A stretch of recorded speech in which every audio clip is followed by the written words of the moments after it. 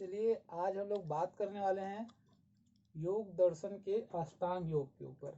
ठीक है, बहुत महत्वपूर्ण टॉपिक है। और जैसा कि पिछले वीडियो में मैंने आपको पूरा इसके बारे में बताया था, चित्त वृत्तियों का निरोध है ना, योगस चित्त वृत्ति निरोधा, पतंजलि ने ऐसा कहा था। चित्त क्या होता है, वृत्ति क्या होती है, उसकी भूमिया क्या होती है, क्लेश क्या होता है, ये सब के बारे में हमने कल बात किया। चित्त वृत्तियों के निरोध को ही क्या बोलते हैं, योग बोलते हैं। ऐसा किसने बताया, पतंजलि में, है ना। योग की परिभाषा जब आपको चालू होना होगा तो यही करना। उसके 8 सोपान है। सोपान मतलब सीढ़ी, 8 क्रम है। उसी क्रम से जब हम लोग जाएंगे तब जाकर क्या मिलेगा हमको, समाधि। अंत में 8वां जो सोपान है वो कौन सा सोपान है, समाधि। तो ऐसा जब 8 क्रम से जाएंगे ना जी, तभी जाके हमको समाधि मिलेगा। अभी योग दर्शन बहुत फेमस चल रहा है, योग बहुत ज्यादा चर्चा का विषय है। लेकिन एक चीज मैं आप लोग को बताना चाहता हूँ, योग जो हम करते हैं वो योग नहीं है, दैट वाज एक्सरसाइज। वो एक्सरसाइज था जो हम लोग कर रहे हैं, अभी भी कर रहे हैं। और जो हम लोग श्वास अंदर भीतर ये सारी चीज करते हैं वो क्या है, वो प्राणायाम है। और कुछ भी पीटी करते हैं वो सब आसन है। तो योग क्या है, जब 8 चीज मिलकर काम करेंगे ना, अष्टांग योग इसीलिए नाम दिया पतंजलि ने, कि 8 चीजों को मिलकर करोगे जी तब वो योगा कहलाएगा। केवल उनके 1-2 चीजों को करने को आप योगा बोलोगे तो नहीं होगा। उससे हाँ, उससे शारीरिक मानसिक लाभ तो होगा, लेकिन जो आप जिस उद्देश्य को प्राप्त करना चाहते हो, अगर आपका उद्देश्य ये होगा कि मैं समाधि प्राप्त करूं या अलौकिक शक्तियां प्राप्त करूं, किसके प्रकार, शक्तिमान। शक्तिमान आप लोग सब देख रहे होगे चल रहा है, उसमें जो शक्तिमान को जो शक्तियां प्राप्त हुई है वो योग के माध्यम से ही प्राप्त हुई है। उसने अष्टांग योग किया और अंत में उसको जब समाधि की स्थिति आई उस समय उसको अलौकिक शक्तियां प्राप्त हुई। आप जब इस चीज को करोगे तो आपको भी अलौकिक शक्तियां मिलेंगी, इस बात की इसमें कोई दो राय नहीं है। लेकिन हाँ, उसके दुरुपयोग की मनाही है, जैसे शक्तिमान को भी मना किया गया, दुरुपयोग की मनाही है, उसी पर बेस्ड है। तो हम लोग इस दर्शन को अगर अभी तक माने, इसके 1-2 चीजों को हम माने हैं और उससे हमको लाभ हुआ है, तो अगर इसको शुरू से हम लोग क्रम से करें तो हम लोग जरूर वो सारी चीजें प्राप्त कर सकते हैं जो हमको करना चाहिए। जो अलौकिक शक्तियों की जो बात चल रही है, जैसे शक्तिमान वाली जो बात चल रही है, ऐसा किया जा सकता है। अगर एक चीज, अगर पॉसिबिलिटीज है, अगर हमने प्राणायाम किया, आसन किया और उसका लाभ हो रहा है, तो क्या हम 8 चीजों को करके इस चीजों को प्राप्त नहीं कर सकते। उन चीजों को, हो सकता है मेरी बात में हंसी आ रही होगी या असंभव लग रहा होगा चीजें, लेकिन ऐसा किया जा सकता है।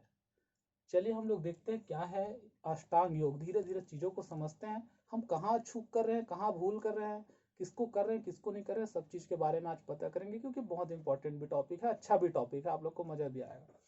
देखो, योग दर्शन में शरीर, इंद्रियों, चित्त की शुद्धि, शरीर, इंद्रियों, शरीर मतलब समझ गए बॉडी, इंद्रिय मतलब 5 कर्म इंद्रिया, 5 ज्ञान इंद्रिया, चित्त की शुद्धि, मन अहंकार बुद्धि की शुद्धि, आत्मोन्नति खुद की उन्नति करना, एवं आत्मज्ञान हेतु अपने खुद को जानने के बारे में 8 प्रकार के साधन बताए गए हैं।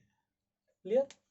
योग दर्शन में शरीर को जानने के लिए, इंद्रियों को शुद्धि करने के लिए, और चित्त को शुद्धि करने के लिए, आत्मोन्नति करने के लिए, आत्मज्ञान प्राप्त करने के लिए कितने प्रकार के साधन बताए गए हैं, 8 प्रकार के साधन बताए गए हैं, जिसको अष्टांग योग कहा जाता है। ये इसका नीति मीमांसा सिद्धांत है योग दर्शन का, प्रणेता पतंजलि है जी, है ना। तो पहला क्या था, हम लोग डायरेक्ट कौन सा कर रहे हैं पता है आपको, हम लोग डायरेक्ट कर रहे हैं तीसरा। बाबा रामदेव कौन सा करवा रहे हैं, डायरेक्ट तीसरा, और उससे आगे कौन सा, चौथा।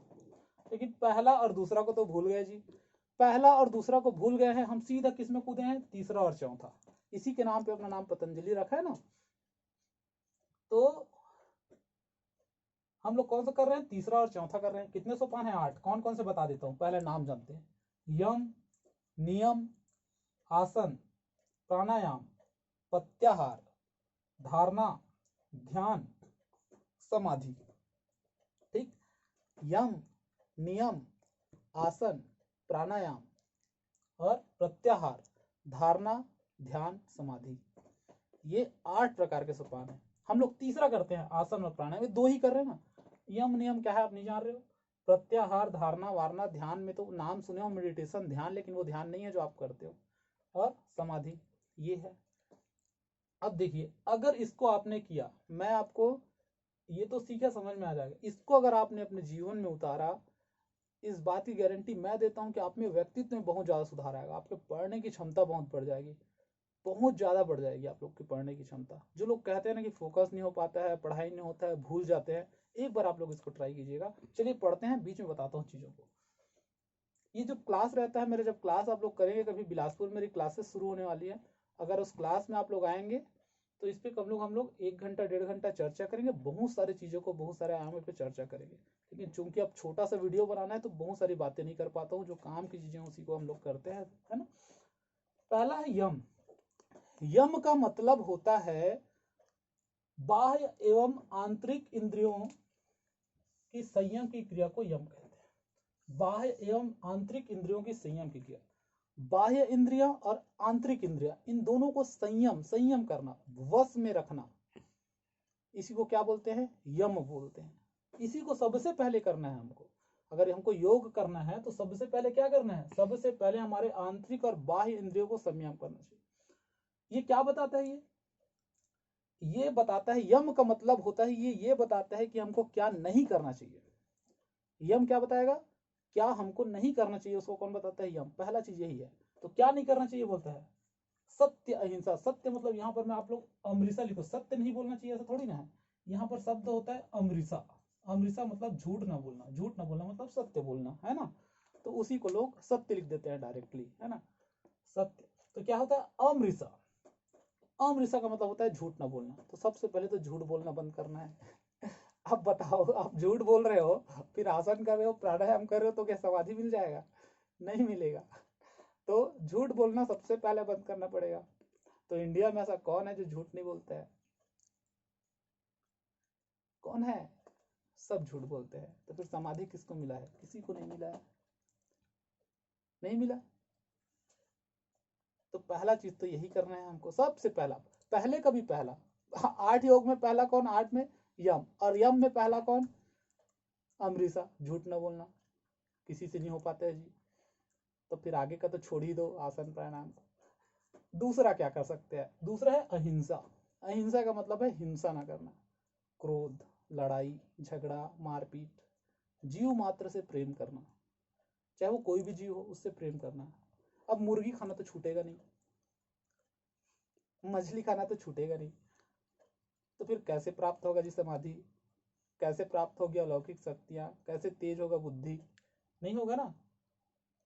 तो आप बोलोगे सर वो तो खाने के लिए बना है ना, ऐसे भी बोलते हैं ना लोग। देखिए बहुत सारे, मैं ना, मेरे पास अभी चीज़, जब मैं वीडियो बनाता हूँ तो मैं इतने सारे आप लोग के कमेंट आते हैं मेरे व्हाट्सअप पे और फेसबुक में, इतने लोग मेरे को मैसेज किए हैं। भले आप लोगों ने वहाँ नहीं लाइक किया होगा अलग बात, लेकिन जो मैसेज मैं देखता हूँ, मैं बहुत लोग का रिप्लाई नहीं कर पाया हूँ अभी तक, उनको मैं करूँगा धीरे धीरे आप लोग को, ठीक है। कुछ कुछ चीज़ों का आवाज़ वाला सबको लगभग प्रॉब्लम है, तो उसको तो अभी सुधारने का कोशिश किया हूँ। पंखा वंखा देखो बंद करके हम लोग वीडियो बना रहे हैं, पंखा कूलर सब बंद कर। आप लोग को भी पंखा कूलर 15 मिनट बंद करके सुनना है चीज़ों को, ठीक है। तो दूसरा है अहिंसा, पहला है अमृषा। अमृषा मतलब झूठ नहीं बोलना है। दूसरा है क्या नहीं करना है, यही पर रहा है, यम में क्या बता रहे हैं, क्या नहीं करना है। यह अवांछनीय कार्य से साधक को निवृत्त करता है, ऐसा कार्य जो नहीं करना चाहिए, अवांछनीय कार्य से साधक को क्या करता है, निवृत्त करता है। अच्छे शब्दों में लिखना चाहते हो तो। दूसरा क्या है अहिंसा। तीसरा क्या है अस्तेय। यम का ही 5 है ना, यम 5 प्रकार के हैं। आंतरिक और बाह्य संयम की क्रिया को यम कहते हैं। यम 5 प्रकार के हैं, अमृषा, अहिंसा, अस्तेय, अपरिग्रह, ब्रह्मचर्य, जिसको हमने किसमें पढ़ा, पंच महाव्रत जी, जैन धर्म का पंच महाव्रत यही तो था। एकादश व्रत में भी 5 चीजें यही रहेंगी, बौद्ध दर्शन भी यही 5 चीजें होगी। ये 5 चीजें तो सब चीज में है। तीसरा क्या है अस्तेय, चोरी ना करना। तो जितने चोर लोग हैं उन लोग को तो नहीं मिलेगा, चाहे आप टैक्स की भी चोरी कर रहे हो तो भी आप चोर ही हो, अस्तेय, है ना। तो तीसरा चीज अस्तेय, चोरी ना करना। चौथा है अपरिग्रह। अपरिग्रह मतलब धन का संचय नहीं करना। तो मेरे को बताइए इस दुनिया में कौन है जो धन का संचय नहीं कर रहा है, सब कर रहे हैं, सब कर रहे हैं, धन का संचय बचा बचा के रख रहे हैं। आप लोग अधिकारी भी ऐसी बनना चाह रहे हो ताकि धन संचय कर सको, तो फिर समाधि मिलेगी नहीं। अपरिग्रह तो साधु लोग को मिलता है बोलते हैं, कुछ कुछ लोग को, क्यों, क्योंकि उन लोग संचय करते हैं कि धन का नहीं करते हैं। तो कम से कम कुछ चीज तो पालन करना है। और लास्ट है ब्रह्मचर्य। ब्रह्मचर्य का पालन करना है। ब्रह्मचर्य का मतलब होता है अपने कर्तव्यों का पालन, स्वधर्म का पालन। बाल ब्रह्मचारी होना ब्रह्मचर्य नहीं होता है। क्लियर है? बाल ब्रह्मचारी होना, शादी वादी नहीं करना, मोह माया दूर, ये ब्रह्मचर्य नहीं है। ब्रह्मचर्य का मतलब होता है कर्तव्यों का पालन, स्वधर्म का पालन। आप क्या अपने कर्तव्य को पला रहे हैं? आपके नैतिक कर्तव्य जो आपको दायित्व है, क्या उसको आप निभा रहे हैं? एक टीचर है तो क्या आप उतनी शिद्दत से पढ़ा रहे हैं? एक आप डॉक्टर है तो क्या उसी शिद्दत से कार्य कर रहे हैं? क्या अपने नैतिक कर्तव्यों को कर रहे हैं? जो आपका धर्म है क्या उसको आप निभा रहे हैं? यही क्या है? ब्रह्मचर्य है। तो बताइए मेरे को, यम में अमृषा, हिंसा, अस्तेय, परिग्रह और ब्रह्मचर्य, इसमें से कितने लोग फॉलो करते हैं किसी चीज को? हो सकता है ये ब्रह्मचर्य को हम लोग करें, अपने अपने कर्तव्यों का पालन, वो भी नहीं हो पाता है लेकिन फिर भी कर रहे हैं। तो यही लाइन जब नहीं पूरा होगा पहला स्टेप, तो फिर बाकी स्टेप पूरा होगा क्या जी? नहीं, यही गड़बड़ है। अगर करना है तो सारी चीजों को अच्छे से करेंगे तब जाके वो प्राप्त होगा। ठीक है, लेकिन हाँ कुछ कुछ पार्ट इसके अलग, इसको कर लिए तो बहुत सारा व्यक्तित्व परिवर्तन आ जाएगा। ठीक, दूसरा देखिए, पहला क्या हुआ? यम। यम में क्या बताया? क्या नहीं करना चाहिए? झूठ नहीं बोलना चाहिए, चोरी नहीं करना चाहिए, धन का संचय नहीं करना चाहिए, अहिंसा हिंसा हिंसा नहीं करना चाहिए, और ब्रह्मचर्य का पालन करना चाहिए। ठीक, दूसरा है नियम। दूसरा सोपान क्या है? पहला क्या था? अष्टांग योग का पहला क्या था? यम। दूसरा क्या था? दूसरा क्या है? नियम। यम के कितने प्रकार थे? 5। नियम के भी कितने प्रकार है? 5। ये क्या बताता है? ये सदाचार का पालन है। यम ये बताता है कि क्या नहीं करना है, नियम ये बताता है कि क्या करना है। क्या करना है ये कौन बताएगा? नियम। नियम बोलते हैं ये नियम है। नियम क्या होते हैं? रूल क्या होते हैं? क्या करना है वही तो नियम है। जो करना है उसी नियम किस लिए बनते हैं? तोड़ने के लिए बनते हैं। तो फिर ये तो नियम है, तो क्या करना चाहिए वही क्या है? नियम है। सदाचार का पालन तो क्या है? पहला शौच। शौच का मतलब टॉयलेट नहीं होता है। शौच का मतलब होता है शुद्धि। शुद्धि मतलब आंतरिक और बाह्य शुद्धि। ये शुद्धि भी अलग अलग प्रकार है। मन की शुद्धि के लिए अलग चीज है, तन की शुद्धि के लिए अलग चीज है। इसको हम लोग डिटेल में जाएंगे तो पढ़ेंगे कभी। यहाँ केवल नाम जानना है। इतना बड़ा प्रश्न है, 15 नंबर में अभी आएगा तो भर जाएगा जगह। शौच मतलब शारीरिक मानसिक शुद्धि, शारीरिक शरीर को और मन को शुद्ध रखना। ये करना चाहिए हमको हमेशा। सुबह नहाना चाहिए, रोज नहाना चाहिए असाधो। और मानसिक शुद्धि, मन में भी क्या रखना है? शुद्धि रखना चाहिए। दूसरा है संतोष। पहला क्या है? शौच। दूसरा क्या है? संतोष। संतोष मतलब जी उचित प्रयास से जो प्राप्त हो उससे संतुष्टि, उससे क्या होना? संतुष्ट होना। संतोष का मतलब यही है, सेटिस्फाई। उचित प्रयास से जो प्राप्त हो, उचित प्रयास से जो प्राप्त हो उससे क्या होना? संतुष्ट होना चाहिए। जितना आपने प्रयास किया और उससे जो आपको मिला उचित प्रयास, उससे संतुष्ट हो जाना। मतलब आप कुछ काम कर रहे हैं, चलिए मान लीजिए आपके पास एक दुकान है, छोटा सा दुकान है, उसमें आप डेली का 200 रुपया 100 रुपया कमा रहे हो, उतने में ही संतुष्ट हो जाना। ऐसा नहीं कि मेरे को और कमाना है, उसके लिए तुम अपने दुकान में फिर शराब ला के बेच रहे हो, लाइक दैट, तो अनुचित हो जाएगा। क्लियर है? तो जितना है उसी को क्या बोले? संतोष। तो संतोष तो अभी है क्या किसी के में? नहीं हो पा रहा है जी। और ये शौच वाला तो इंजीनियरिंग वाले लोग भूल जाओ, शुद्धि वाला नहाना नहीं 3-3 दिन तक। और संतोष भी अभी किसी के भी नहीं है, संतुष्टि किसी के भी नहीं है ना? यही तो है, यही तो दुख का कारण है। जब मेरे को इंटरव्यू में सवाल पूछा गया था मेरे से, ये वाला सवाल इंटरव्यू में, कि मैं जब बताया कि मैं सर मोटिवेशनल स्पीकर, तो उन्होंने मेरे को यही सवाल पूछा था कि आप भाई दुख क्यों है जीवन में, दुख क्यों है, दुख को कैसे दूर करेंगे? तो मैंने यही बात किया था, सर दुख का विकल्प सुख नहीं है, दुख का विकल्प क्या है? संतोष है। हम जब सेटिस्फाई हो जाएंगे चीज़ों से तो फिर दुख दूर हो जाएगा। ठीक है, और इसके बारे में बाद में मैं वीडियो बनाऊंगा, पूरा इंटरव्यू कैसे देना है, मेंस कैसे लिखना है, बुक कौन से पढ़ने हैं, कैसे करना है, पूरा आपको पूरा समझाऊंगा। आप मेरे चैनल में बने रहना बस। ठीक है, चलिए आगे देखते हैं। संतोष मतलब उचित प्रयास से जो प्राप्त हो उसे संतुष्ट होना, संतोष। तीसरा है तप। नियम के 5 प्रकार हैं: शौच, संतोष, तप, स्वाध्याय और ईश्वर प्राणिधान। शौच, संतोष, तप, तपना वाला तप, स्वाध्याय और ईश्वर प्राणिधान। तो पहला दूसरा पढ़ लिया।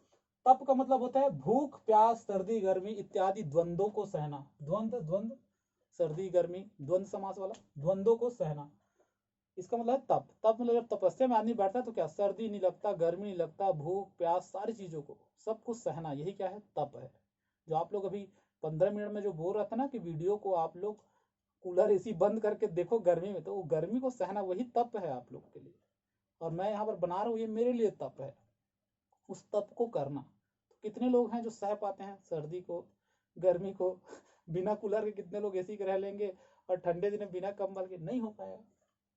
स्वाध्याय, स्वाध्याय का मतलब नियम पूर्वक शास्त्रों का अध्ययन करना। जो पुराने हमारे शास्त्र हैं उनका नियम पूर्वक अध्ययन करना, नीति शास्त्र का, ज्ञान शास्त्र का, महाकाव्यों का, इन शास्त्रों का अध्ययन करना। स्वाध्याय, खुद से अध्ययन करना, ये स्वाध्याय है, ये करना चाहिए। क्या करना चाहिए?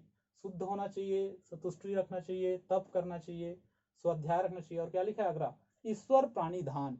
ईश्वर प्राणिधान मतलब अपने समस्त कर्मों को ईश्वर को सौंप देना। ये इंटरव्यू में मैंने इस बात को भी बोला था, जब संतोष के बारे में बात चला तो इंटरव्यू के बारे में ये भी बात चला कि सर्टिफिकेशन कैसे आएगा। तो दो प्रकार के दुनिया है, एक जो हमारी सोची हुई दुनिया है, एक जो ईश्वर की बनाई हुई दुनिया है, या ईश्वर का सोचा हुआ दुनिया है। हमको लगता है सारी चीज़ें हमारे हिसाब से चल रही हैं, हम जो कर रहे हैं, लेकिन कर कौन रहा है? ऊपर वाला कर रहा है। जब हम ये सोचने लग जाएंगे कि सारी जो चीज़ें हैं वो ऊपर वाला कर रहा है, तो हमको सर्टिफिकेशन आ जाएगा। कुछ हो गया, जैसे किसी की डेथ हो गई, तो अब वही तो है, कौन टाल सकता है होने को? भगवान जो चाहता है वही होगा। जब ऐसा सोचो तो मन में आराम आ जाता है, संतुष्टि का भाव आ जाता है। लेकिन वैसा नहीं सोचे तो कैसे मर गया, क्यों हो गया वापस, ये दुख। तो इस चीज़ के बारे में फिर भी बात करें तो ईश्वर प्राणिधान मतलब क्या होता है? अपने समस्त कर्मों को ईश्वर को समर्पित, ये हमको कर देना चाहिए। तो ये यम और ये नियम, ये दो चीज, यम 5 है, नियम 5 है।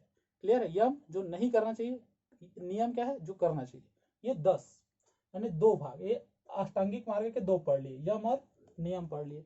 देखिए इसके बाद आसन आएगा। हमने ये इस चीज को ही हमने किया नहीं है, हम ईश्वर परिधान नहीं कर रहे हैं, तप नहीं कर रहे हैं, कुछ कर ही नहीं रहे, और सोचते हैं कि हो जाए योग। नहीं, पूरे चीजों को मिलाकर योग है। ये तो केवल आसन है और प्राणायाम, इसको अलग से आप आसन और प्राणायाम बोल सकते हैं जो हम लोग करते हैं, इसको योग बोलना ठीक नहीं है।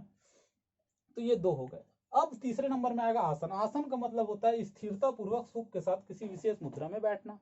स्थिरता पूर्वक स्थिर होके जम के एक विशेष मुद्रा में सुख के साथ, दुख नहीं होना चाहिए। हाथ पैर पता दर्द दे रहा है और बैठे हुए हो, अकड़ गया है, वैसा नहीं, ठीक है। विशेष मुद्रा में बैठना ही क्या कहलाता है? आसन कहलाता है। जैसे पद्मासन हो गया, वज्रासन हो गया, शवासन हो गया, जितने भी आसन है उदाहरण में लिख सकते हो। ये तीसरा पॉइंट है जो हम लोग करते हैं आसन, सूर्यासन करते हो, है ना। चौथा आएगा प्राणायाम। प्राणायाम मतलब सांस प्रश्वास की गति में नियंत्रण करना। सांस जो लेते हैं और छोड़ते हैं उसकी गति में नियंत्रण, इसी को बाबा रामदेव ऐसे पेट में करके सिखाते हैं, वही है। हाँ, यही है प्राणायाम जो करते हैं, जिसको हम लोग क्या नाम देते हैं? उस कपाल भाती, वैसी। तो श्वास और प्रश्वास की गति में नियंत्रण करना क्या कहलाता है? प्राणायाम। अपने सांस को भी, हम लोग जो ओम बोलते हैं ना, तो जब सरस्वती से समुद्र वालों पढ़ोगे, कभी पढ़े होगे जो लोग जा रहे होगे, ओम को 3 प्रकार से बोला जाता है। ओम पहले में ओ को ज्यादा, माँ को कम, फिर दोनों को बराबर, फिर माँ को कम, फिर ओ को ज्यादा, ऐसा वाला रहता है ना। 3 प्रकार का है। तो सांस को रोकना और छोड़ने की गति, वही प्राणायाम है। तो 3 प्रकार का होता है, पूरक, कुंभक और रेचक। पूरक मतलब श्वास को भीतर खींचना, पूरक कहलाता है। कुंभक मतलब रोक के रखना, और रेचक मतलब बाहर छोड़ना। श्वास भीतर छोड़ना नहीं जी, बाहर छोड़ना, यहाँ पर गलती, बाहर छोड़। पूरक मतलब क्या? देखो कैसे याद रखेंगे पूरक, कुंभक और रेचक को। पूरक मतलब, पूरक क्या होता है? सप्लीमेंट्री। सप्लीमेंट्री क्या करते हैं? लेते हैं, है ना। सप्लीमेंट्री लेते हैं ना, तो सप्लीमेंट्री लेंगे मतलब श्वास अंदर खींचेंगे, लेंगे।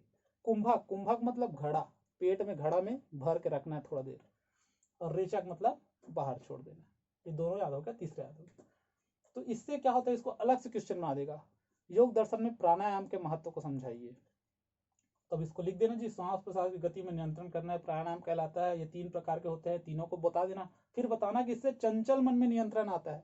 हमारा मन बहुत तेज चलता है, सब दुनिया का अगर सबसे फास्ट कोई चीज चलता है, ध्वनि से भी तेज, प्रकाश से भी तेज, तो कौन है? मन। कैसे जी?